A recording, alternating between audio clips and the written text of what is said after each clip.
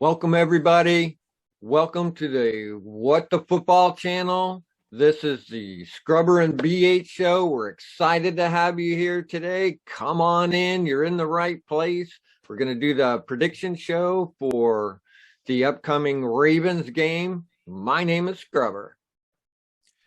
Hey, Scrubber, BH here. Yeah, the final preseason game. Thank goodness. But we'll preview it and be ready for the regular season.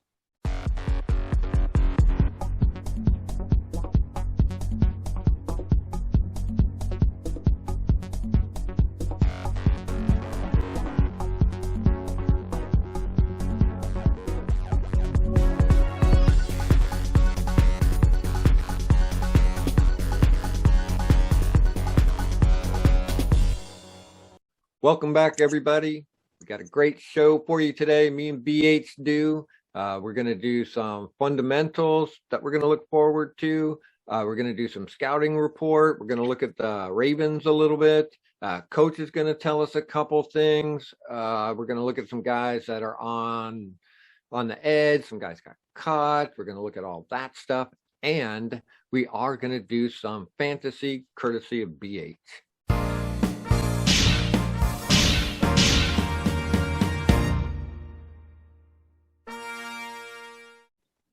Yeah, so the last installment of fantasy, it's been kind of fun, just a little extra bonus here. We talked about where we could get those Washington football players on our fantasy team. And so what I did was I just did a perfect draft, went and did it on Yahoo, and basically just loaded it up with Washington football team players. So we'll go down the way and we'll look at each guy. It was pretty easy to do. I stood by my normal strategy, especially if I draft later. We're talking about 8, 9, and 10 in that area where I get a stud receiver. In this case, I got Devontae Adams. Then I wait for the turn, and in that second round is where I get Antonio Gibson. So that's a great start. And then all the way around to finally, I did get Terry McLaurin with pick number 3. So yeah, that was good. I mean, that's really the basics. Now, in round 4, I got James Robinson, the running back for Jacksonville. So because I wanted to get a second running back, and at 5, I did want to get a stud quarterback. I really did want to get Ryan Fitzpatrick. So I just went quarterback early, knowing I could get him late as my backup. So I went with Lamar Jackson. In the 6th round, went with Brandon Ayuk from San Francisco. I'm pretty solid at wide receiver, but I like having him in the flex position. Now, this is where things went a little south, because right now, Logan Thomas, he was around 12th or 13th ranked tight end, excuse me. And he's all the way up at number 7. Mm-hmm. Now, a lot of this is driven by the fact that Curtis Samuel just hasn't played at all. So, and people are wondering, and we're wondering, Washington football team fans, let's hope this guy's ready to play. But, the people who do this, they're looking back at Logan Thomas's numbers from last year where he did really good, because there were not a lot of weapons outside of Scary Terry.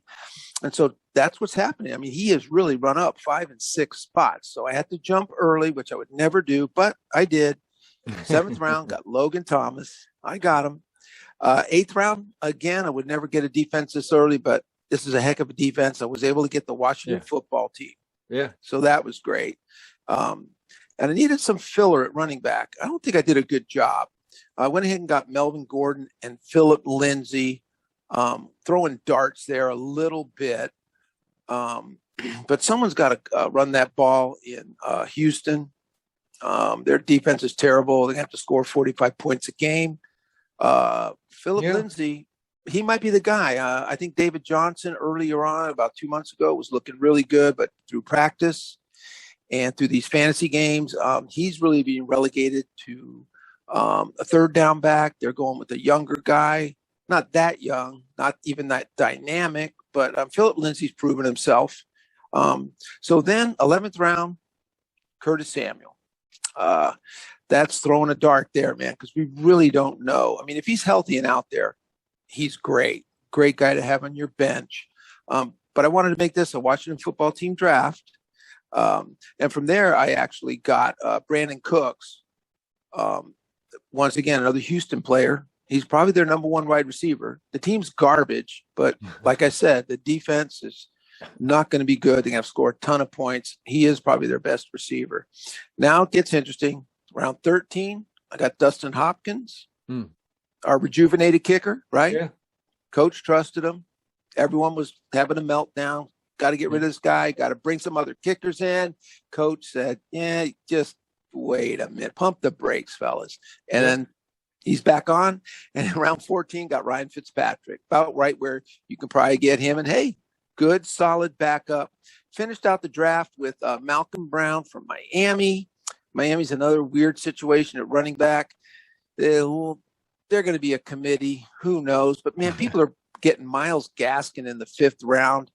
Holy God. I mean, that guy, he's, if he's going to get half or a third of the touches, that's a waste of value. So, we'll post that up there for you guys to check out. Look at that. Tell me what you think. Get there in the comments section. Tell me what you like. Tell me what you don't like, man.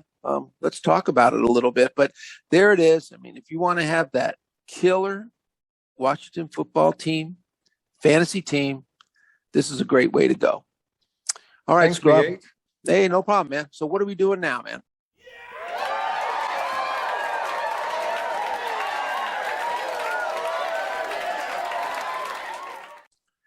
First of all, I think this is going to be a low-scoring game. I think the defense is really going to shine. Speaking of the defense shining, because they're going to be so good and so stifling this year, our offense is only going to have to score enough points to win. And I like the fact that Ryan Fitzpatrick is running that offense. We don't need a superstar quarterback to run our offense. We just need the man to steer the boat, and the defense is going to provide that for us. It's going to be great. Tons of tools. So some of the things we're going to look at, we just looked at our kicker. He's great. Kickers score points. So you got to support those guys. I think he's really going to be good. Seems they worked it out with the long snapper. The punting last week was really good. We're going to keep looking at that. Our gunners were down there waiting, daring them people to catch that ball. They are not going to be catching them balls. So that looked really good. It looks like they got a good plan there. It looks like they know what they're doing. It almost looked to me like they're still cutting them. Gunners are cutting to the inside, I think, too. So we'll take a look at that as well. I like that. Coach so far has thrown, I think, a couple red flags, and he got one right, and they missed one. So we're going to keep an eye out for that kind of stuff as well. The red flag thing, it's important. Tackling was really good last week too. The boys were cinching them up, and that Landon Collins tackle, and that new kid McTire. He got a couple blasts in there. I mean, them guys, nice tackling. They're trying to keep the helmet out of the way. You can see somebody's coaching these guys, but I think you mentioned one time too, BA, said sometimes it's hard to, you can't help it. Who was that guy? Phillips at that goal line on that one. Now, he looked like he was leading in with his shoulder, but the other guy, the runner, is coming down, and he puts his helmet down. So you get helmet to helmet. But I thought I thought somebody is coaching these guys on tackling. It looked really good. It did. I forget who that linebacker was. He did. I thought he did textbook what you're supposed to do. He did, and still got penalized. But that's the main thing, though, that he's paying attention to his coaches, and really these guys, they're not headhunting. And even a big hitter, like you said, Landon Collins, when he came in and took that guy out, dude, it was textbook. I mean, he nailed him. He crushed him, but he didn't hurt him. And he didn't. And also, Landon Collins protected himself. All good stuff. So, and speaking of penalties that, he caught on that one, we've been doing really good in the penalty area. Yeah. Look at that stat. Man, they're low. And we're killing them these are the tiny things that you keep down. You keep your penalty yardage down. You make them field goals. You put them punts down inside the 20. You make them work. And those are simple things. A punt is a fairly simple thing if you can get it right, and it puts them behind. And so these are the kind of the fundamental things that I look at when I'm going to be watching this game, because the Ravens are going to be doing the draws. They're going to be doing screens. They're going to be doing slants. They're going to be doing RPOs, and that's really going to be a great test for our defense. Yeah. They're going to be loving that stuff, man. They're going to want to shut that stuff down. They're going to be watching it. It's going to, put our linebackers on alert and stuff like that. It's going to be great. So yeah, I agree. And that's another thing. I didn't even think about that. Talk about fundamentals is no penalties. And it's a drag on your team. And yeah, like you said, in preseason, they're looking pretty good. And preseason can't be sloppy. So it really does. It goes to team discipline. You get 12 penalties in a game, there's a problem, man. There's a miscommunication between your staff and your players. And, also, you know what? If you're not very good, you got to cheat. And that's not a problem for us. Our corners don't have to grab and hold people. Our defensive linemen, they don't have to do hands to the face, push a guy's mask up around his neck. Right. We're just good. Yeah, we're good. We don't have to do that garbage. We'll let the Raiders do all that. They'll set the record, I swear to God, every year, man. They're top 5 in penalties. What the hell? That's right. Great point. That's Lead great the league in fundamentals, jail man. time. There you go, man. Oh, my God. Good fundamentals. Yeah, thank you. And then also, too, another thing that's a fundamental thing, that field looks so good. Did you see that football field? It does. Cherry, man. It looked nice. No complaints whatsoever. All the running looked good. It stayed together. None of it coming apart. No one had anything bad to say about it. So very happy about the way the field looked as well. Yeah, and that's great. Like you said, too, them digging it all the way down, getting, new turf, but also the irrigation system was done. And we were using that Cro-Magnon irrigation system. I mean, you imagine it.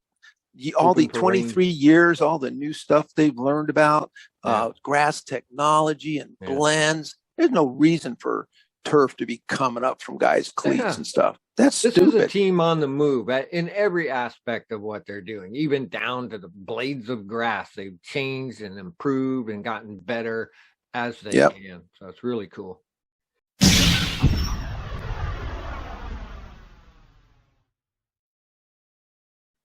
And so looking at the Ravens in our scouting report here, like I said, they're running Hundley as their quarterback. I'm pretty sure he will be there the whole game. They got Dobbins and Edwards in their backfield. They're good runners. They're going to be mixing it up with the RPOs and the draws, the screens. They're going to be trying their little flexi plays on us, which is good for us to take a look at and experience. And as you can see by the footage here, they're just handing off. They're just passing it over the middle. And Hundley and them guys are going to get their receivers killed if they keep doing that against the Washington football team. That's all I got to say. So, and that might help them in their cutting their team down. After this game, we cut down to the 53 man. Is that right, BH? Yeah, man. So, like 17 got to go. Yeah. So very interesting. Yeah. So far, we are cut down to 80. And, we talked about, Lamar Miller and Kelvin Harmon going. That was earlier. And I think one of the bigger surprises was Steve Sims Jr. He was a pretty talented guy. He did actually get picked up by Buffalo. I was going to say, they probably released him early so somebody else could get him. I almost felt that way, to be perfectly honest with you. So, we got a lot of guys that we kind of knew were filler. I think we talked about linebacker Justin Phillips, how good he looked. But, maybe he looked good against third and fourth stringers. But we did highlight on fundamentals, a great open field tackle that he made. Hopefully he can qualify for that practice squad. He could be a guy we'll talk about that when we do our 53-man roster show and our practice squad show. Hopefully he's a guy that we see there because we really liked him a lot. Tamarick Hemingway, tight end, got let go. This is recent. And so that's really going to sharpen that tight end group. Probably going to carry 3 tight ends with Hemingway gone. I think there's 5 guys there, including 2 rookies. We got Ricky Seals-Jones, who's a vet, but he's nothing special. But he might be a guy because he's a veteran. They may want to they may want to cut him. Maybe then I think maybe keep Reyes on. Then if they can get Ricky Seals-Jones to get through the waivers, which you probably will, bring him back on. Maybe move Reyes to the practice squad then, because I think they might be low. These two young guys, I think it's Sammy Reyes and John Bates. They're both doing really good. Not sure if they want to expose them to waivers, but I'm also not sure they are going to want to go Logan Thomas and two rookies. It's kind of a mystery to me. So that's why for this game, for the scouting report, really want to watch these guys play. And I think both Reyes and Bates were in concussion protocol and didn't really play it. I don't think they played at all last week. No, they didn't. So now, it's this. Reyes so didn't to me, either. now to me, this will be really important to watch all these tight ends play. Caleb Wilson, who I think they snagged him from Philadelphia. He's a decent guy. I think he's a third-year player, so he may still be eligible for the practice squad. Not sure how they want the makeup of their practice squad. But anyway, for me, let's watch those tight ends. Let's see who excels and who plays well and who ultimately wins the job.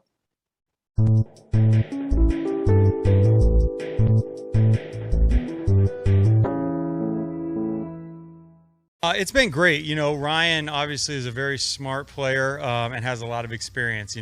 He's played in a lot of different offenses. He hasn't played in this system. And what I mean by this system is just like the way we call plays, the verbiage. It's like another language, basically.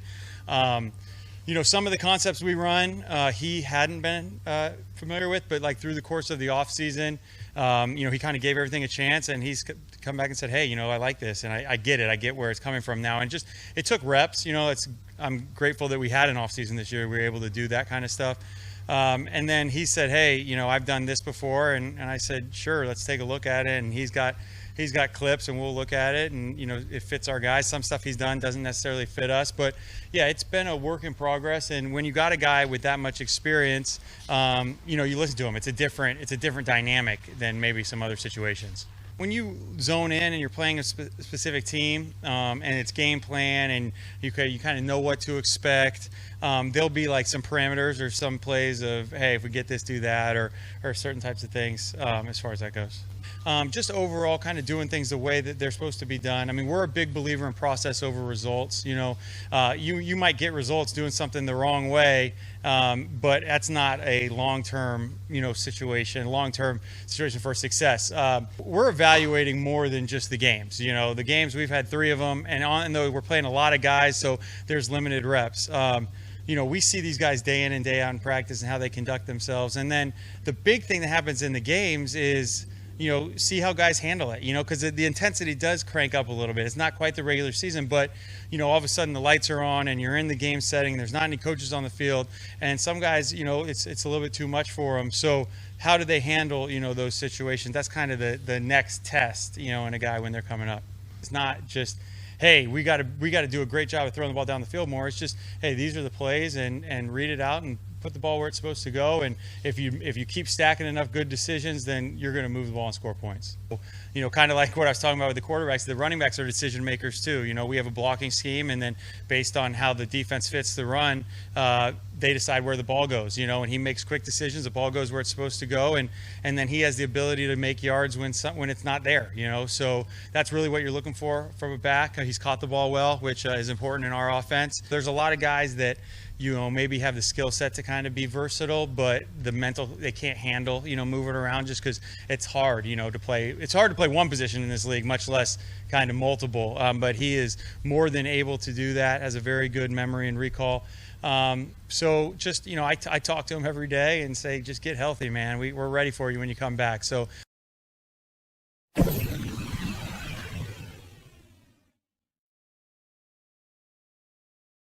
Thanks, Coach. Great show up until now. Now we're going to do our predictions. And so after having said everything that we said on this show, it's going to be a low-scoring game. I'd almost be for sure about that. The only scoring will be from our side. Our D should be able to stifle them pretty good. they've got who's their field goal kicker? Is that Justin Tucker? He's Yep. like the all-time like greatest field goal kicker or something.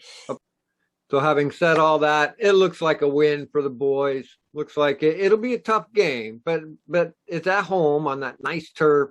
I believe it's going to be a win, BH. Yeah, I agree. I'm calling a win here. It's a little crazy for both teams knowing who's going to start. It's the last game.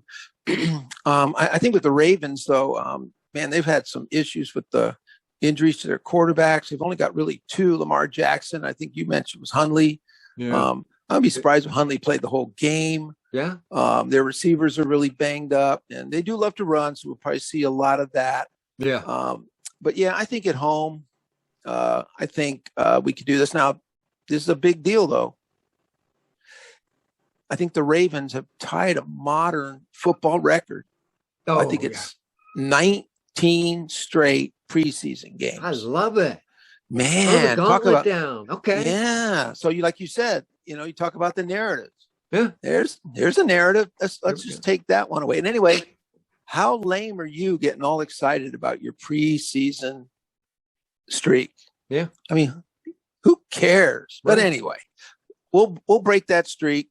Yes, we will. And we'll be excited about that streak, and they'll be bummed. That's right. That's right. All right. So that's our picks. Got a W.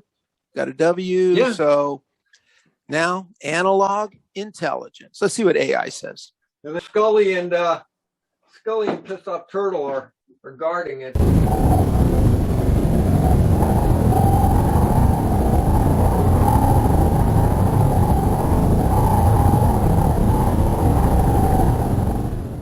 Okay, here we go, guys.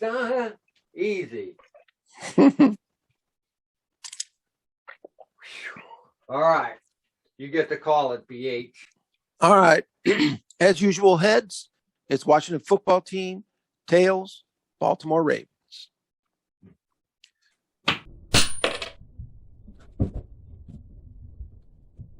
And it looks like tails again.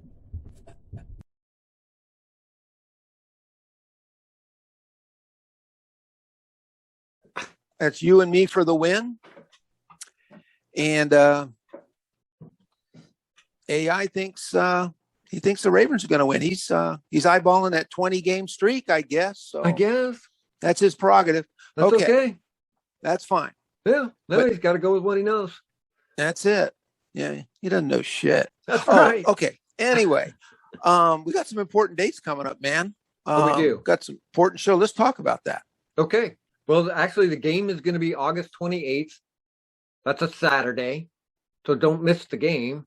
But then on the Monday after the game, which is August 30th, we'll be putting out the recap show for that game. Make sure you tune in. Going to be lots of highlights on that one, and we're just going to talk about everything we did right.